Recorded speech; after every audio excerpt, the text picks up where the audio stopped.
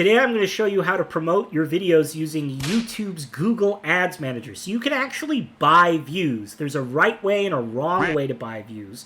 The wrong way to buy views is to go to these third-party clickbot websites where they essentially get bots to artificially create accounts and watch your content.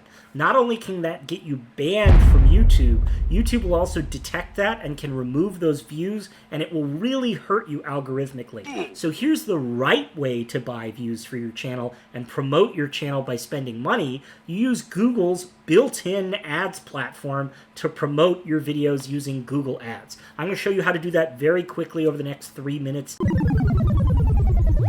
We're going to dive right in. So first off, you want to go to the front page of YouTube. So I'll actually go back and just open this. You can see this is the front page of my YouTube channel. You click on your little icon, you go to YouTube Studio. Then you go to your content in your YouTube Studio. So we're looking at all of my videos right now. There are the 3 little dots on the right.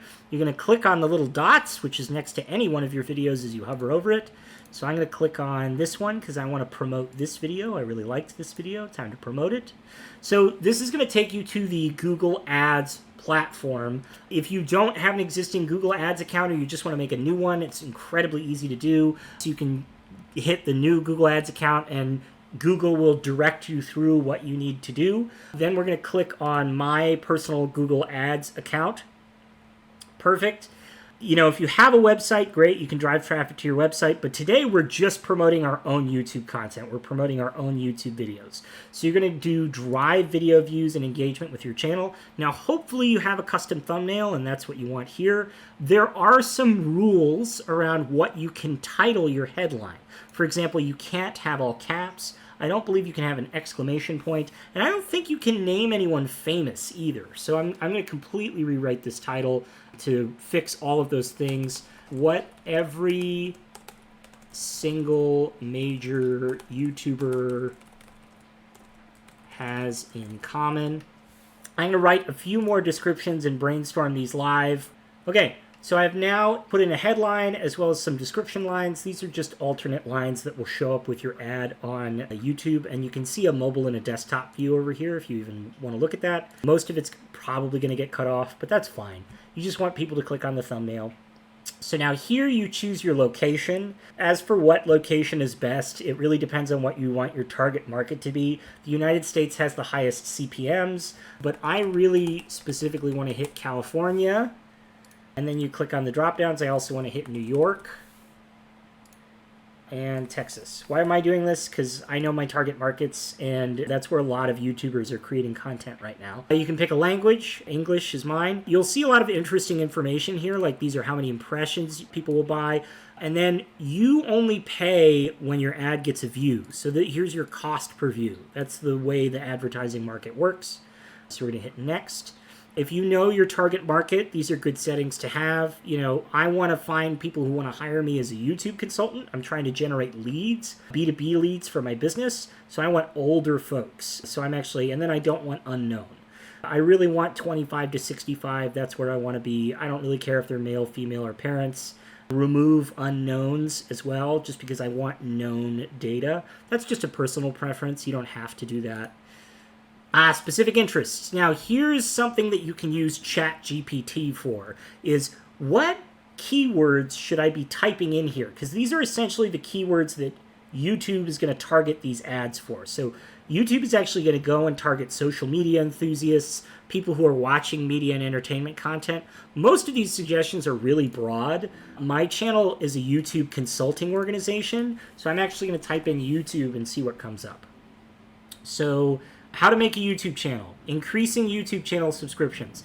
These are keywords that people will search or subjects that people are interested in, and I want to target those people. A lot of places will recommend you include as many keywords as possible. I've done that, and I personally haven't seen success. This is a rumor. Do whatever works for you. Target as many keywords as you think is appropriate.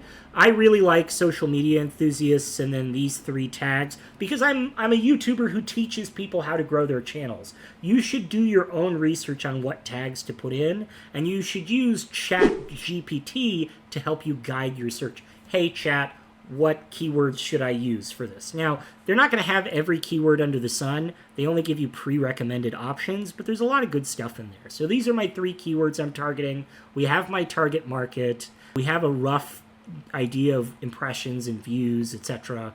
And then finally, you're going to put in a daily budget. Now, watch out for this. This is mission critical. Google Ads can go over your budget. They can, and they don't care if they do. So this is the most frustrating part about Google Ads. You have to watch your ads manager like a hawk because you can overspend. And I've done that. And I've entered something like a $20 daily budget or a $30 daily budget, and it rapidly turned into $150 because I wasn't paying attention. So you need to check back here as often as humanly possible to make sure that you're not going over budget. You can select an end date. I prefer to run it continuously and just check it manually, check it daily, and sometimes even hourly. So there's my campaign name. There's the video. Yep. They're telling you what people will see, as well as a description. This is all fantastic. I have a daily budget of $20. That's really all you need to spend. I'm going to get 1,000 views off of spending $20. It's that easy. Just crazy, right? Okay, so now my ad campaign is pending review. It should exit pending review at some point. It usually takes a couple hours or sometimes just an hour, sometimes even less, to get an ad approved. So we're waiting on this to approve. If you ever need to stop your campaign or turn it off so that you don't go over budget, you simply hit the pause campaign button. I'm going to do a refresh because it looks like some features aren't loading in. So you can see I have a ton of other campaigns that I've run here for my channel just because I like playing with the money buttons. You can see I tried to spend $20 and I went over budget. I immediately paused my campaign and you can see the pause right there. I got like 200 views off of $20, which wasn't great. The conversion rate on this was pretty crap. 13K impressions should not get you 188 views. But you can see at any time, you can actually change your keywords for your platform. You can change your demographics, so the gender and age groups. You can change your locations and languages. You can change the time your ads are running. And you can even change how much you want to spend per day. Now, if you spend 40, you might accidentally spend 60. If you spend 80, you might accidentally spend 200. So I try to keep my daily average really, really low because Google Ads just doesn't care if they overspend, which is like the craziest thing I've ever seen. Like, it's hard to believe that this system doesn't just cut somebody off at their desired budget. Let's see, what else can you do? If you click around in the overview and some of the insights tabs, you can actually find device settings and you can change your bid adjustment for devices. So let's say you don't want to run any of your ads on TV screens or computers. You can actually click this little checkbox here where it says TV screens. You can click edit, you click change bid adjustments, and then you go decrease by 100%.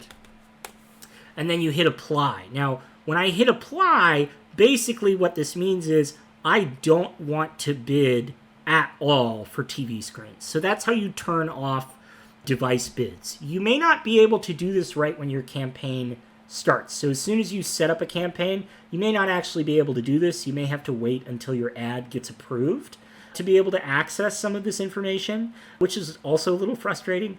This is the way that I've kind of figured it out how to do this. I'm definitely not an expert at running Google Ads. This is just my process and what I've learned to do. There are a lot of people out there who are much smarter than me at this, but I personally have spent, $100 just playing with marketing and playing with some of the Google Ads features to see how they work. And I wanted to share, what I've learned so far, because you can do this on your own. You can go and buy views and kind of see what works for you. And I really personally don't recommend putting your ads on televisions at all because it's so much harder for somebody to go and hit the subscribe button. You want them to be on a touch screen, their phone, or a computer where it's really easy for somebody to click on your ad and then hit subscribe. So I always change the bid adjustment on TV screens to be negative 100%. Basically decrease by 100%, just to make sure that I can convert as many subscribers as possible, which is ultimately my goal.